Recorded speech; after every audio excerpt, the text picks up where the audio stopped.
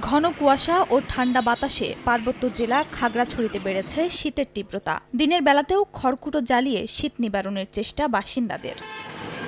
শীত মৌসুমের সবচেয়ে বেশি ভোগান্তিতে নিম্ন আয়ের মানুষ। সাধারণ মানুষ বাইরে বের না হওয়ায় আয় কমেছে তাদের। গরম কাপড়ের অভাবে শিশুরা শীতজনিত নানা রোগে আক্রান্ত হচ্ছে। গত বছরের থেকে এই বছরে ঠান্ডা বেশি এবং যাত্রী পাচ্ছি না, ঠান্ডা লাগিয়া। এদিকে ঠান্ডার প্রকোপে লক্ষ্মীপুরে আশঙ্কাজনক হারে বাড়ছে নিউমোনিয়া। আক্রান্তদের বেশিরভাগই শিশু। গত এক সপ্তাহ সদর হাসপাতালে ভর্তি ৩ শতাধিক শিশু। তবে শিশু ওয়ার্ডে পেইং বেড সহ শয্যা রয়েছে মাত্র ১৯টি। এজন্য ঠিকমতো চিকিৎসা না পাওয়ার অভিযোগ রোগীদের।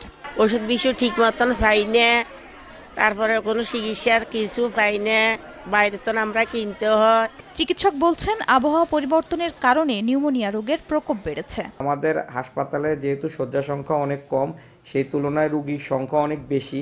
তারপরেও আমাদের ডাক্তাররা, নার্সরা এবং অন্যান্য স্টাফরা আমরা চেষ্টা করছি রোগীদেরকে সর্বোচ্চ চিকিৎসা সেবা দেওয়ার জন্য।